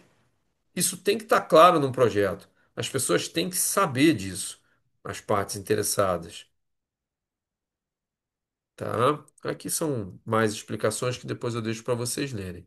Muito bem, moçada. Então esse foi um material bem denso, bem rico aí que eu preparei para vocês, para que a gente possa depois ter um subsídio melhor para responder os problemas que eu vou lhes propor, mas claro, responder principalmente os problemas que a vida de cada qual lhes impõe. Tá bom? Ok, até agora podemos fazer um intervalinho para depois na volta eu apresentar para vocês os problemas, as dores, para vocês pensarem em soluções. Alguma dúvida quanto ao que a gente discutiu até agora? Fluiu bem ou não entenderam muito? Perfeito, tudo certo, professor? Tudo Bem tranquilo, certo? professor. Juliano, você não está falando nada, Juliano. Você tem que falar. Cadê você, cara? Aparece aí, pô. Até meu peixe, É, pô. pô, eu tava numa correria danada aqui, professor. Teve dois incidentes no mesmo tempo aqui. Eu tava escutando a Incidente. aula e resolvendo ao mesmo tempo. Por isso. Muito Mas uma bem. observação no que o senhor falou ali é que essa geração nova que a gente às vezes vê não, como não trabalha ou como não gosta, é uma geração que não aceita esse tipo de condução de trabalho mais forçado, não tem que fazer, tem que ir lá. Se não for uma condução, não envolver, não desenvolver a pessoa, ele junta as coisas, vira as costas e vai embora. Você falando isso, você me lembra um filme que é muito legal corporativamente da gente ver. Tem muitos ensinamentos ali que é O Diabo Veste Prada. Já viram esse filme? Com a Já, já. Anne Hathaway e com a. Como é que é o nome da atriz que faz Ah, eu não vou lembrar. A Miranda Priestly? Daqui a pouco eu lembro. Mas é O Diabo Veste Prada, que é um filme que trata sobre moda e é uma vida muito corrida. As pessoas que trabalham lá para Meryl Streep. Meryl Streep é a atriz e o nome da personagem é Miranda Priestly. Ela é dona de uma revista super famosa e tal, de moda, nananã. E aí todas as meninas, né, que trabalham com ela, todo mundo, né, tem homens também, que trabalham com essa Miranda, comem o pão que o diabo nem amassou, já esquartejou. E aí tem uma hora que a Anne Hathaway, ela chora, chora, chora, chora pro cara lá, que é assistente da Miranda, e aí esse assistente da Miranda vira pra ela e diz assim: "Então você desista, vai embora, tem muita gente que gostaria de estar aqui no teu lugar". Aí ela vira pra ele e diz assim: "Mas não era isso que você tinha que dizer pra mim. Você tinha que dizer que eu sou importante e tal". Aí ele olha pra ela com aquele cara de desdém assim e diz: "Querida, isso é discurso de derrota". Falando de um outro filme com a própria Anne Hathaway, que eu também acho muito bom em termos de corporativo, que é Um Senhor Aprendiz, que é ela e o Robert De Niro, tá? Ah, o senhor Estagiário, Senhor estagiário, senhor estagiário. estagiário, estagiário. Estagiário. senhor Esse é muito estagiário. bom. Esse é muito É, bom. É bom. maravilhoso. Ele começa o filme lá, ele é um senhor, né? Teoricamente já para trás em termos de técnicas lá, e ele é contratado por um programa assistencial que a empresa que a Anne Hathaway toca faz, contrata ele e diz para ele: fica lá no teu canto, quando tiver alguma coisa eu mando e-mail. E ele já não sabia muito bem lidar com o computador, ele tinha uma maleta com coisas bem velhas, calculadora, maleta de couro, aquela coisa bem vintage, bem antiga É para bem, falar. bem quebra de geração, né? Exato. Bem, uma época de anos 80, 90 para uma geração que estava voando ali no começo do e-mail. Pois é. Só que aí o interessante desse filme, que eu acho muito bacana, um baita ensinamento, é o seguinte: ele, com a atitude de querer contribuir, ele ficou um tempo ali cumprindo a ordem de esperar só fazer quando tivesse um e-mail que nunca chegava. E aí ele começou a andar e começou a descobrir coisas que ele podia ajudar e ele ajudava e ele revolucionou. Claro, que daí é um filme, mas muito daquilo ali acontece na vida real. Se você só Acontece. esperar para fazer aquilo que te determina, daqui a pouco a determinação ela não é suficiente. E você pode, eventualmente, com todo respeito à hierarquia, à disciplina da empresa, você pode contribuir com muito mais coisa. É um filme também muito engraçado e muito legal de ver. Mas então, gente, vamos para o intervalo. No meu relógio são 20h35. 21 horas a gente retorna para dar um tempinho bom para vocês aí. Fechado. Feito. Tranquilo. Tá bom, 21 horas então a gente retorna. Valeu. Falou. Olá, pessoal. Estamos voltando então no intervalo para a gente para apresentar para vocês as atividades avaliativas já desse bloco. Então, deixa eu só postar aqui no Moodle, que eu já preparei para vocês, e aí vou percorrer e vou explicar, né, cada atividade.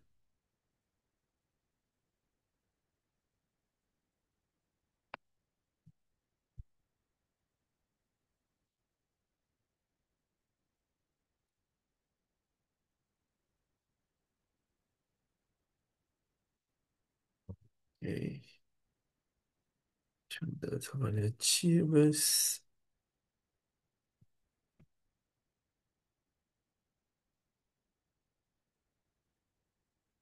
Muito bem. Pronto.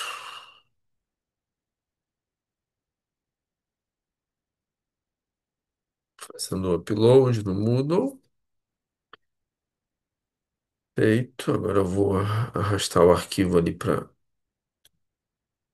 próximo dos outros materiais. Na verdade, eu vou deixar exatamente no bloco das atividades avaliativas, né?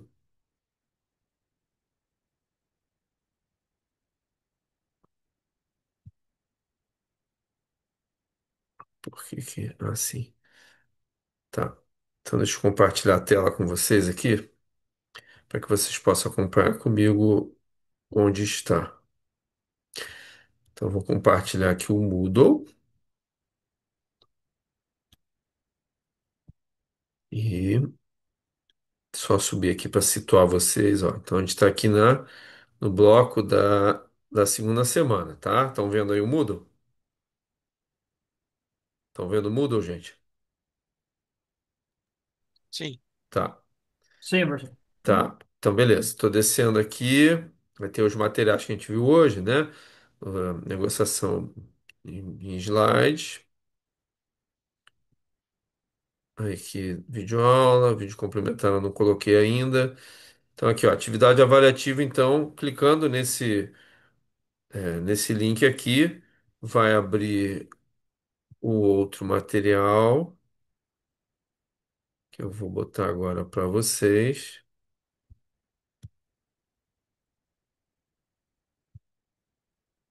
Só um minuto.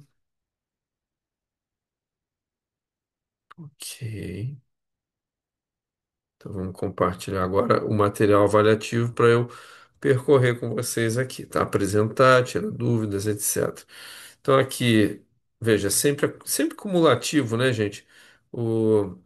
As perguntas que eu coloquei desde a primeira aula, aí aqui na segunda, que foi semana passada, e agora aqui na terceira. Então aqui, ó.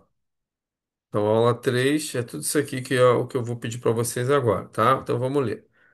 Sobre negociação de projetos, em projetos, apresente soluções reais para os problemas reais, desculpe a redundância, de mercados expostos a seguir. Então, primeiro, como identificar os principais interesses dos stakeholders? Então, a gente viu que é importante a gente identificar. Então, eu estou fazendo uma pergunta bem direta, como se nós trabalhássemos na mesma empresa e tá bom, precisamos saber os interesses dos stakeholders aqui de uma negociação, de um projeto. Como que a gente vai identificar esses principais interesses? Aí vocês vão me dizer, são respostas bem práticas. Ah, a gente vai perguntar, a gente vai fazer uma entrevista, a gente vai olhar a rede social, ou um conjunto disso. Como é que tu vai saber os interesses principais, né, dos stakeholders com quem vocês vão fazer algum tipo de negócio dentro de um projeto? É claro que aqui vocês vão ter que assumir, vão ter que eleger, né, algum tipo de stakeholder, claro, não será o único, né? Mas vocês podem dizer de qualquer um, o que importa é como que vocês vão correr atrás, identificar, né, os principais interesses desses caras aqui, tá bom? Opa. Professor, Oi, e nem tem que dar nomes ou pode ser áreas? não precisa dar nomes não, tá? Calma aí que aqui teve um erro de português feio aqui, só um minutinho. Não precisa identificar, não. Qual abordagem? Perdão. Então, seguindo. Letra B. Qual abordagem adotarás para a sua negociação? Então, a gente viu duas, né? Distributiva ou integrativa, que era ganha-perde e ganha-ganha. Vocês vão identificar, então, simplesmente dizer uma ou outra e justificar. O que que é justificar? É dizer, bom, qual o ganho que se tem em fazer, em usar uma ou outra, tá? Então é isso que eu quero que vocês digam. Ah, quais são os argumentos para justificativa? Lá nos slides tem bastante argumentos para mostrar qual das duas melhor lhes servirá. Vai ser a distributiva ou a integrativa. Então lá no material tem bastante argumento. Basta uma justificativa já é o suficiente. Tá bom? Seguindo. Como estabelecer rapport na negociação? Então a gente viu o que que é rapport. Confiança, né? Mútua.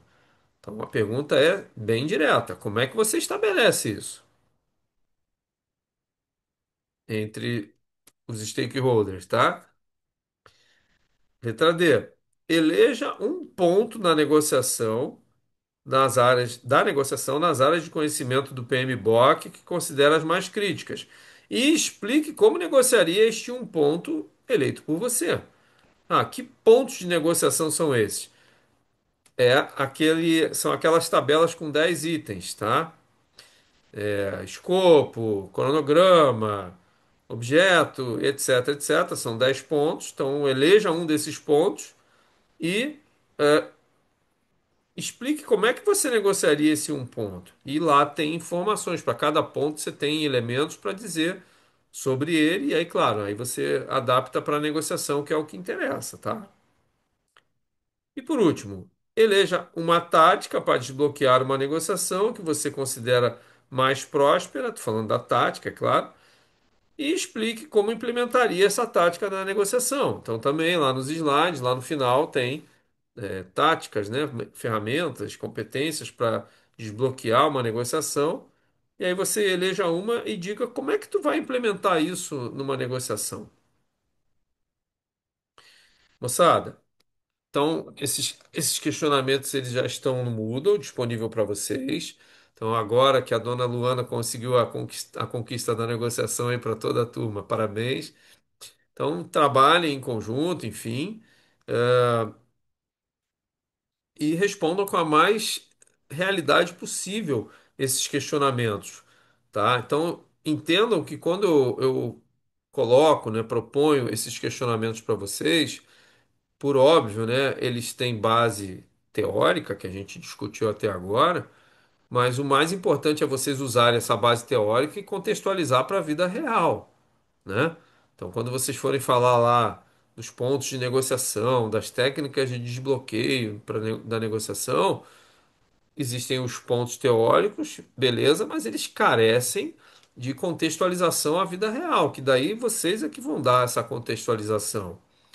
Ah, que contextualização é essa, Capec? O ideal é que vocês seguissem uma linha de raciocínio única, que na primeira questão lá, deixa eu voltar aqui, na primeira aula, perdão, tinha lá perguntas, aqui ó, exatamente para contextualizar, ó. Apresente um produto, detalhe esse produto em três características, apresente na três aqui, ó, e explique um posicionamento estratégico. Então, o ideal seria que vocês seguissem uma linha de raciocínio, vinculante. Ah, é obrigado? Não, não é obrigado. Claro que não. O objetivo é vocês darem soluções reais, ainda que eventualmente uma hora falem de um produto, outra hora falem de outro. Isso aí não é o mais relevante, tá? Seria bom que vocês seguissem uma linha, mas não é obrigatório por óbvio. Vocês entenderam as perguntas, gente, que eu propus para vocês na aula de hoje? Né? Então agora trabalhem, tá? Tá mudo, Juliano, não estou te ouvindo. Esse trabalho a gente vai ter que apresentar. Não, gente, veja. Lembrando, é importante a pergunta, tá, Juliano? É Obrigado. só para reforçar. Claro. Não, as entregas são duas. Quais são? Hoje nós estamos no terceiro dia na terceira aula. Então, na sexta aula, então, a quarta aula é quinta que vem, a quinta aula é na outra terça. Aí pula uma semana, na verdade, né? Deixa eu até olhar aqui para ver se pula uma semana, só um pouquinho. Ou não pula? Não, não pula. Acho que não. No seu Não. caso, não, por causa do feriado é no bem no final de semana. Isso. Então hoje nós estamos no dia 16 na terceira aula, dia 18 quarta aula, aí dia 23 terça que vem, quinta aula. Na sexta aula, que vai ser no dia 25 na outra quinta-feira, aí vocês vão, a gente vai fazer uma apresentação. Como é que vai ser essa apresentação? Eu vou conduzir, eu vou pegar todas aquelas perguntas ali que a gente vai construindo, ainda vai ter mais um bloco ainda, né, sobre gestão de conflitos que a gente vai ver na aula que vem. Aí eu vou conduzir, eu vou dizer, ó, na pergunta um, o grupo aí do Leomar, fala aí o que que vocês produziram. E assim eu vou conduzindo aleatoriamente. Ah, Capec, mas eu gostaria muito, nosso grupo gostaria muito de falar das soluções da pergunta tal e você selecionou outro grupo. Claro que eu vou franquear a palavra para todo mundo falar. É só uma sequência que eu vou seguir, isso na quinta, dia 25, que é a última aula. Porém, esta entrega, Juliano e todos, ela não será entrega para fins avaliativos. Para fins avaliativos, eu vou calcular aqui 2 semanas depois da última aula e vou marcar essa data para vocês postarem no Moodle, tá? Trabalho em grupo, com o nome de todo o grupo, e tal, beleza. Mas a entrega para fins avaliativos é só 2 semanas depois do término da disciplina, tá? Depois eu vejo que data cai aqui direitinho. Mas vai ser 2 semanas, que é o padrão mais ou menos, tá bom? Na Tranquilo. quinta-feira, dia 25, que é a última aula, vai ser só para trocas. Então essa entrega será só para trocas, para aprendizado mútuo, tá bom? Beleza, valeu, professor. Show de bola. Então, gente. 21 horas e 12 minutos, vou deixar vocês produzirem. Eu vou ficar aqui online para tirar qualquer tipo de dúvida, assistência, etc. Até o último aluno estar aqui logado, né? Quando o último aluno sair, eu encerro a chamada, aqui a aula, já baixo, converto em YouTube e já deixo o link da gravação disponível logo abaixo do link da aula no Moodle, tá bom? Ninguém ficou com nenhuma dúvida em relação ao que eu estou propondo, ou até mesmo em relação às questões anteriores de outras aulas? Ou é só trabalhar? Boa noite, professor. Oi, Brito. Tudo bem? Tudo? Só não ficou claro para mim a questão dos grupos, como é que vai ser feito isso?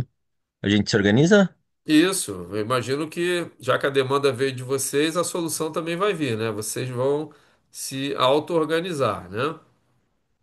Tá, ok. De novo, Show gente, de bola, obrigado. a contrapartida para isso só depende de vocês, tá? A gente sabe que quando faz trabalho em grupo, há uma divisão de tarefas, eu estou falando para todo mundo, tá? Há uma divisão de tarefas e responsabilidades. Então, assim, não vou aqui ficar olhando se o grupo, quem trabalhou mais, quem trabalhou menos. Não tenho condição de fazer isso, né? Até porque eu não acho necessário no estado de maturidade que a gente se encontra, né? Isso aqui é uma pós-graduação MBA. Eu, honestamente, eu só espero de vocês uma coisa, que todo mundo brigue no bom sentido, para produzir mais. Que a dificuldade do grupo seja excesso de produção, porque todo mundo está dando o seu máximo e esse máximo é muito para poder orquestrar ali no que vão entregar. É como se fosse um técnico de seleção brasileira, não dos dias de hoje, mas de antigamente, que tinha muito craque e está difícil de fechar o time, mas por excesso de qualidade. Tá bom? Pois então. É. Então tá, gente. Vou deixar vocês produzirem. Enquanto tiver alguém aqui online, eu também vou estar. Só vou fechar a minha tela, vou parar a gravação para não ficar gravando nada, né? Quando alguém quiser falar alguma coisa, eu ativo a gravação para ficar registrado. Então, até o último aluno estar online. Quando o último aluno deslogar, eu fecho, converto em YouTube e até quinta-feira. Daí na quinta-feira a gente vai trabalhar um outro assunto que é a gestão de conflitos. Tá bom? Então tá. Beleza. Então, bom trabalho. Estou à disposição de vocês aqui. Até mais. Aqui, Sérgio. Vai lá, Sérgio. Qual a dúvida? Meu trabalho é referente a uma empresa para retrofit de máquinas, prestação Retro? de serviço. Retrofit de máquinas. É uma atualização de softwares, de equipamentos e tal. Eu Tá, tenho uma dúvida com relação ao plano de comunicação ali, tá. que é da primeira aula ali que o senhor pediu para fazer, É na essa parte. segunda. A segunda, desculpa. Ah, esse plano de comunicação é interno da empresa, no caso, como é um serviço, né? É tipo interno com os processos aqui dentro da empresa ou com o cliente? Quem está fazendo, quem solicitou o retrofit, no caso. Veja, O cliente. depende do alvo que tu quer mirar, tá? Depende do stakeholder que tu quer atingir. Quando você faz um plano de comunicação completo, você tem que considerar todos os stakeholders. Inclusive, eu deixei no Moodle lá um modelinho bem completo, tá? De uma planilha, com as informações, né? De todos os stakeholders, que tipo de informação e etc. que você tem que colocar. Então, sempre é em relação a todos os stakeholders. É que, tipo, no meu entendimento, eu pensei assim, ah, por exemplo, o cliente solicitou um retrofit no equipamento. Os stakeholders vão ser a manutenção, o pessoal da qualidade, que vai querer uma capabilidade do equipamento, vai ser um pessoal do processo, que vai querer uma quantidade, uma produção maior, então, mais voltado para o cliente, no caso, né? Não para os processos do próprio retrofit, né? O pessoal da engenharia que vai especificar os componentes, o pessoal da técnica que vai executar, eu fui mais direcionado pro cliente, né? Não Então, pro tá próprio. ótimo. Então, são esses os stakeholders desse tipo de melhoria. Tá. Não, beleza. Entendi. Tá bem? Obrigado. Valeu, obrigado. Nada.